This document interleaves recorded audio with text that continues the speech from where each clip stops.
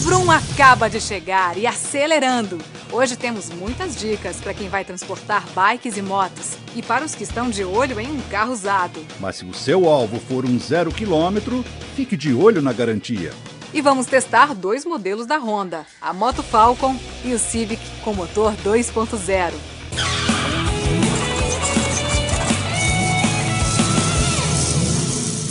Bom dia, gente, tudo bom? O Vroom de hoje começa com dicas bacanas para quem quer transportar bicicletas e motos nestas férias. Você é daqueles que gostam de uma bike, mas para chegar ao destino onde se vai pedalar é preciso saber como transportá-la. Se você for fazer isso de qualquer jeito, pode tomar uma multa e ainda ter o veículo apreendido. Maíra sabe o que é certo. Até comprou essa picape só para levar a bike. Ela a coloca lá atrás, direitinho, bem amarrada nos 4 cantos da caçamba. Tu chega, põe a bicicleta rapidinho, já entro, é muito mais prático. Existem outras formas de transportar bicicleta e diferentes tipos de suporte. Para o engate, para a tampa traseira e para o teto. Para começar, não se deve exceder a largura máxima do veículo, ou seja, você tem como referência os retrovisores, não pode passar deles e nunca comprometer a estabilidade do veículo. A gente vai demonstrar para você agora como levar a bicicleta no teto, que deve ter esse suporte aqui de fixação. Eu já abro a tampinha dele e o Felipe vai trazendo a calha, que vai encaixar justamente aqui em cima para a bicicleta vir depois, né? A gente aconselha você levar realmente a bicicleta aqui em cima em pé. Aqui eu encaixo ela no devido encaixe que já vem preparado, né, para a bicicleta. Venho fazer um teste, né, de movimentar a bicicleta para ver se ela está fixada correta. Você deve estar se perguntando, né? Mas como fica o transporte da bike em pé, já que não é permitido que a carga no teto do carro exceda 50 centímetros de altura? Nesse caso, especificamente, há uma exceção na lei. Somente bicicletas podem ser transportadas nessas condições. Ao levar a bike atrás e ela acabar tampando as lanternas traseiras e a placa, deve-se instalar um repetidor de luzes e uma placa adicional que precisa ser lacrada pelo Detran. Melhor ainda se você tiver um suporte com tudo isso junto, como este daqui. O engate também é necessário para quem precisa levar moto, por exemplo. Aí, para fazer o reboque, entra em ação uma carretinha, que tem toda a instalação elétrica necessária, com luzes de freio, seta e lanternas. Lembrando que ela deve ser emplacada, como se fosse outro veículo mesmo. Agora, os motoristas de picape têm mais uma opção: carregar a moto. Bom, seja bike ou moto, se você segue todas as regras direitinho, não há problema algum. Aí é só ter ainda mais cuidado e atenção ao dirigir. Ah, e lembre-se de retirar os suportes quando for estacionar o carro. Você não vai querer ser roubado, né? Você pergunta, o Vroom responde. Olá, pessoal! A primeira pergunta de hoje veio do Fernando Souza, de Campinas. Ele quer saber a diferença entre turbo e compressor mecânico. Não é difícil entender, Fernando. Ambos têm a mesma função: comprimir os gases de admissão nas câmaras de combustão para aumentar a potência. A diferença é por conta do funcionamento. O compressor mecânico é ligado ao motor por uma correia, por isso perde um pouco da potência que gera. Por outro lado, possibilita potência extra em todas as faixas de rotação. Já o turbo, para girar a turbina, usa os gases de escapamento que passam através dele e é mais eficiente em altas rotações. Só que com o avanço da eletrônica nos automóveis, essa deficiência em baixas rotações foi quase que eliminada e ele praticamente substituiu o compressor mecânico. Quase não dá para acreditar que a insatisfação de um industriário italiano com a Ferrari dele, há 50 anos, gerou uma das maiores fábricas de esportivos do mundo. Então confere aí essa história. Você os reconhece assim. Assim. Ou se for muito antenado, até assim. Mas eu aposto que não se lembra deles assim. Pois é, em 50 anos de história, sem dúvida nenhuma, a Lamborghini conquistou seu espaço no mercado e na mente dos amantes de carro ao custo de muito sucesso e algumas bolas fora, é claro. Desde que Ferruccio Lamborghini se aborreceu com o comendador Enzo Ferrari e decidiu criar a própria fábrica de automóveis, não faltaram oportunidades de ousar e conquistar. Problemas financeiros fizeram a fábrica ser vendida várias vezes até chegar à Audi, atual proprietária. Mas, mesmo com várias influências ao longo desses anos, a extravagância italiana não se perdeu. Eles se aventuraram em diversos segmentos. Criaram alguns dos modelos mais bonitos e emblemáticos do mundo que acabaram como pôsteres nas paredes de muitos marmanjos. Deram vida ainda que curta a projetos que outras marcas não deixaram sair do papel. E ainda assim, ou talvez justamente por isso, hoje o nome Lamborghini esteja tão associado à essência da esportividade. Cada modelo tem uma história, uma aura, que nasce do nome de um touro, passa pelas linhas angulosas e acaba no chão, na forma de marcas de pneu feitas, seja por um V10 ou um dos tradicionais V12, mas quase sempre pelas 4 rodas. Então, da próxima vez que você vir essas portas características ou um desses touros enfeitando um capô, reverencie não apenas aquele modelo, mas todos os 50 anos de história que culminaram nessa obra de arte da engenharia e do design.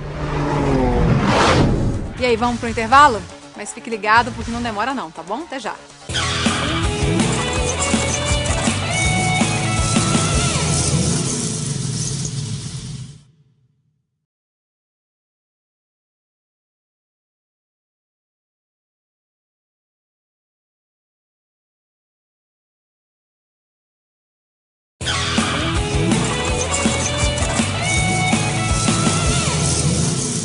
A moto do teste de hoje é bem conhecida no trânsito e o Vroom avaliou cada detalhe para saber se ela pode ser uma boa aquisição para você.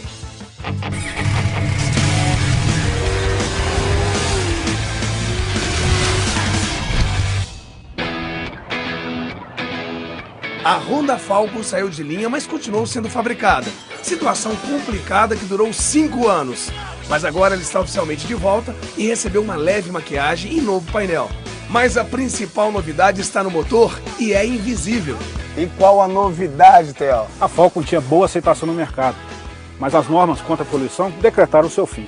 A solução, embora mais cara, foi a adoção da injeção eletrônica, que, no entanto, veio 5 anos atrasada. Ela conserva o jeitão meio fora de estrada, com escape de saída alta, boa altura livre em relação ao chão, suspensões com maior curso e aro dianteiro maior, com 21 polegadas de diâmetro e banco também mais alto. Mas estes cacuetes param por aí. Sua praia é mesmo o asfalto. Pelo menos o pacote ajuda a enfrentar as nossas mal cuidadas ruas e estradas. A tecnologia que eliminou o Jurássico carburador também trouxe efeitos colaterais, né? Parece mentira, mas a moto perdeu quase 2 cavalos na potência. Pelo menos o torque ficou praticamente inalterado. Outro efeito colateral veio na balança. Tá igual conta de pescador, mas a moto engordou 7 quilos. O curioso é que ela nunca deixou de ser produzida para atender a exportação para mercados com legislação ambiental menos rigorosa. O motor derivado da fora de estrada pura XR400 tem um cilindro com 400 centímetros cúbicos de cilindrada e refrigeração a ar. A limitada velocidade final persistiu nesse modelo renascido. Na estrada, o motor tem que ser esgoelado sem muita dor. Mas na cidade a situação se inverte. É verdade, a posição de pilotagem é muito confortável e tem ótimo desempenho no trânsito do dia a dia. O interessante é que a adoção da injeção eletrônica deixou a entrega de potência mais suave e homogênea, facilitando a pilotagem, apesar dos 158 kg de peso. O motor redondo acaba compensando os retrocessos, para a alegria de uma verdadeira legião de viúvos inconformados com seu desaparecimento. As suspensões tiveram uma ligeira redução no curso, restringindo ainda mais pretensões no fora de estrada da Falcon. Os freios são a disco nas 2 rodas, mas o sistema ABS não é oferecido nem como opcional. O painel inteiramente digital foi herdado da prima XRE300. Tem marcador de combustível, relógio de horas e conta-giros. Mudaram também detalhes: as abas do tanque, o bagageiro com alças, capa do farol e proteção do escape. Para rodar bem instalado, o banco é largo e confortável em 2 níveis. Já as pedaleiras são revestidas com borracha, ajudando também no bolso, preservando os calçados. A Falcon voltou, mas continua sozinha, sem concorrentes no segmento. O preço sugerido também é único, R$ 16.990.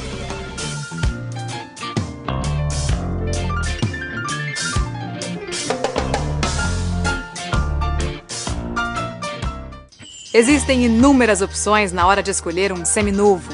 Pela internet, nos jornais, por meio de uma pessoa conhecida, em concessionárias.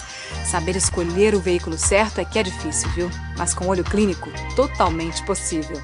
De cara, se os candidatos a ocuparem a sua garagem se apresentarem bem limpos e brilhantes, cuidado! Pode ser uma maquiagem, o chamado banho de loja, escondendo possíveis problemas que devem ser identificados antes de fechar negócio. O melhor de tudo é comprar carro de alguém conhecido. Assim você está por dentro de todo o histórico do veículo, de como ele foi tratado. Mas se não for dessa forma, a primeira coisa é definir qual carro adquirir. O modelo de determinada marca que você quer, ou um veículo com preço que você pode pagar, a cor. Só não deixe de comparar com veículos semelhantes. O outro pode estar melhor. Na hora de examiná-lo, não faça isso em locais escuros, e sim à luz do dia. Definiu o automóvel? Veja se está em boas condições. Primeiro, do lado de fora. Ele deve se encontrar em bom estado. Os pneus são um bom indicador, viu? Desgastes irregulares, por exemplo, denunciam problemas com a suspensão ou falta de alinhamento e balanceamento. Depois, entre nele e confira cada cantinho. Se tiver airbag e ABS, ao virar a chave, deve aparecer a luzinha no painel que desliga em alguns segundos. Repare no estado dos cintos de segurança, do volante, do tecido dos bancos, carpete, borracha dos pedais, teto. Se estiverem muito gastos, desconfie se a quilometragem indicada for baixa. É que existe uma prática comum de voltar a quilometragem no odômetro para dizer que o carro é novo. Agora vem os itens mais importantes. Você deve verificar se o carro foi batido. A partir daqui, o ideal mesmo é você levar um especialista para te ajudar. Só ele consegue investigar algumas pistas. É importante olhar o carro por baixo para ver se houve algum empeno de monobloco, alguma coisa na estrutura do veículo. Só pode olhar o carro de lado, vai perceber que a lataria possui ondulações e sinal que houve alguma batida. No interior das portas vai ter marca, provavelmente quando o carro, se ele foi pintado e foi um serviço mal feito, ele vai perceber marcas de tinta em lugares que originalmente não tem. Verifique ainda se há qualquer indício de ferrugem. Quer um sinal? Bolhas na pintura. Outra coisa, é uma falha grave encontrar umidade embaixo dos tapetes. Isso pode indicar um problema aí na vedação das portas, dos vidros, um furo no assoalho ou até o carro ter passado por uma enchente, que é pior ainda, né? Geralmente um cheiro ruim pode ser uma pista para você saber se realmente aconteceu esse incidente. Já que você vai levar um especialista, aproveite para checar com ele a parte de baixo do veículo. Manchas de óleo denunciam vazamentos no motor, câmbio e diferencial. Aí vocês podem fazer um test drive no carro, passar todas as marchas para ver se não estão arranhando, ver se há ruídos fora do normal, experimentar o freio. O carro não pode puxar para os lados. Se tiver ABS, deve-se pisar forte para ver se o sistema é acionado. Ah, lembre-se de cobrar o manual do proprietário, a chave reserva, o macaco, a chave de rodas e o triângulo. E claro, ver se o extintor de incêndio está dentro da validade. Após toda essa checagem, vem um lado burocrático, a documentação. Veja no Detran se está tudo em dia e se há alguma ação na justiça que envolva o veículo. Enfim, adote esta postura. Sendo criterioso, suas chances de uma dor de cabeça são bem menores. Hora da última parada de hoje. Daqui a pouquinho a gente volta com muito mais Vroom. Não perca.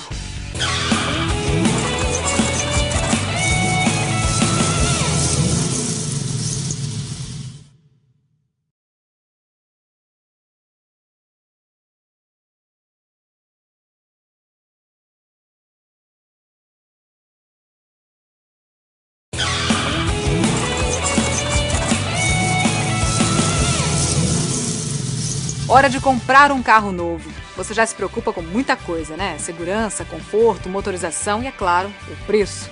Só que o consumidor brasileiro ainda não dá a devida atenção a um diferencial importantíssimo, a garantia. Uma pesquisa recente realizada pela agência Autofato mostra que as mais tradicionais marcas do nosso mercado oferecem garantias muito curtas, em comparação com outras fábricas recém-chegadas e até se comparadas às próprias representações em outros países. Quem ainda engatinha no Brasil, como as montadoras coreanas e chinesas, já percebeu essa falha, por assim dizer, e a explora como um diferencial na hora da venda. As marcas premium, como Mercedes, BMW, Volvo e Audi, também oferecem no Brasil o mesmo prazo de garantia praticado nos mercados europeus, e algumas dispõem até de garantia estendida. Mesmo assim, alguns modelos nacionais, principalmente os mais baratos, ainda são vendidos com apenas 1 ano de garantia, sendo que nos Estados Unidos, por exemplo, o padrão para essas mesmas marcas é de 3 a 4 anos, mas prazos infindáveis de garantia apenas não bastam. O consumidor também precisa ficar de olho nos preços das revisões obrigatórias das concessionárias. Às vezes, o que parece barato, a longo prazo pode sair muito mais caro. Uma luxuosa potência ou uma confortável diversão. Há quem considere essas expressões paradoxos. Há quem diga até que não existem. Mas o Rolls-Royce Wraith veio à vida para provar que eles estavam errados. Um silêncio ensurdecedor, inabalável. Nem pelo tic-tac do relógio, nem pelo motor V12. Luxo com sobriedade que mistura couro costurado à mão e madeira com perfeitos vincos. Um automóvel mágico, capaz de transformar qualquer céu escuro em uma linda noite estrelada. Conforto que se estende até os bancos traseiros, ainda que as apenas 2 portas indiquem o contrário. Assim é o interior do Rolls mais potente da história. O paradoxo em forma de automóvel. Wraith, nome que no dialeto escocês significa fantasma. Um confortável soco na boca do estômago. Quando se pisa fundo, chega-se a 100 km por hora em pouco mais de 4 segundos. Por fora, um romantismo gritante. Clássicas linhas marcadas pelas fortes curvas de um coupé. Um capô que parece nunca ter fim. Habitado por um monstruoso 12 cilindros, 2 turbos e 624 cavalos. Um pomposo estábulo isolado do mundo por camadas e mais camadas de manta acústica.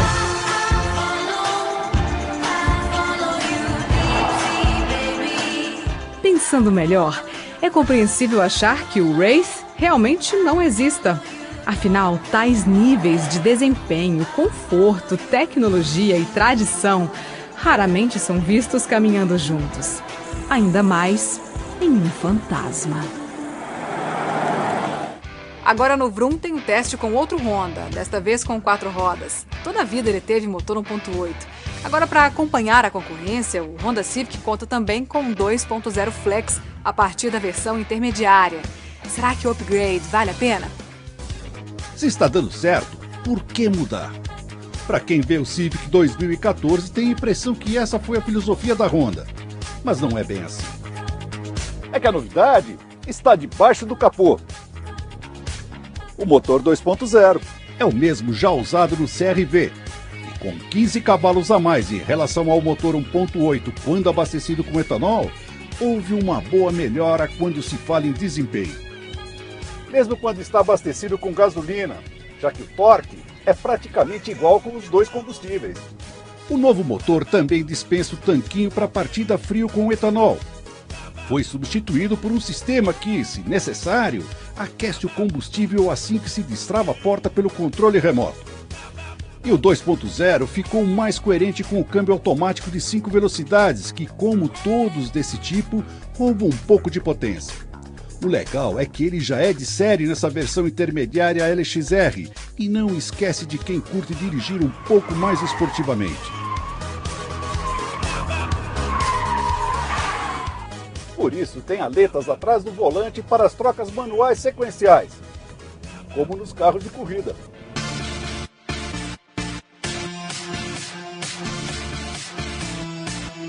Mas você deve estar pensando, maior cilindrada e potência significa um maior consumo, não é? A notícia boa é que no caso do Civic 2.0, ele praticamente empatou com o do último Civic 1.8 que testamos. Ou seja, bom para um carro dessa categoria. Mérito também do sistema Econ, que, ao ser ligado, gerencia o motor, câmbio e até o ar-condicionado para que trabalhem consumindo o mínimo de combustível. O interior é bem acabado, tem materiais de boa qualidade e é espaçoso. Dá uma espiada. 5 pessoas se acomodam bem. Atrás, sem o túnel no assoalho, 3 adultos vão numa boa. O porta-malas tem uma boa capacidade. E se você curte um videogame, vai adorar estar atrás do volante do Civic. Parece que estamos no comando de uma espaçonave. Todo digital, com exceção do conta-giros, tem 2 níveis e é o maior barato. Mas é preciso se acostumar, pois o festival de cores, luzes e símbolos confundem no começo. Por outro lado, o Civic peca um pouco na segurança. Tem sistema ABS nos freios, airbags dianteiros, cintos de 3 pontos e apoio de cabeça para todos. Mas pelo que custa, deveria ter airbags laterais e controles eletrônicos de estabilidade e tração, como na versão mais cara. O mesmo raciocínio se aplica a alguns equipamentos. Por exemplo, tem faróis que se acendem automaticamente quando escurece, mas os limpadores de para-brisa são convencionais. Tem câmera de ré, mas faltam os sensores sonoros, o que obriga a virar para trás para se ter uma noção mais precisa da distância do obstáculo. Enfim, o conforto ao rodar, a estabilidade, os freios eficientes e a direção elétrica precisa completam o Civic LXR. Melhorou com o novo motor e mantém a fama de confiável e que dá pouca oficina. Mas a grife Honda continua sendo cara, principalmente nesta versão intermediária. Por isso, antes de decidir, procure fazer uma pesquisa com os concorrentes dele.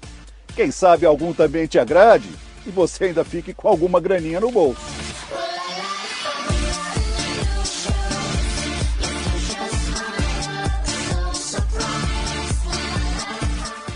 O Civic realmente não é muito barato não. Com motor 1.8 e câmbio manual, a versão mais em conta parte de R$ 66.890. Mas para ter um motor 2.0 e câmbio automático, você terá que partir para o modelo LXR, igual ao que o Emílio testou, que custa R$ 74.490. Mas ele ainda pode beirar aí os R$ 84.000 completinho. Então vamos ver as notas, né? Desempenho e consumo começam bem, com 8. Segurança é a nota mais alta, 9. Estabilidade, acabamento e espaço interno ficaram com 8. E para terminar, porta-malas e relação custo-benefício dão uma caidinha, mas levam a respeitosa nota 7. Por hoje é isso, mas eu convido vocês a nos acompanhar nas redes sociais. E semana que vem a gente está de volta com muito mais Vroom. Um beijo a todos. Tchau!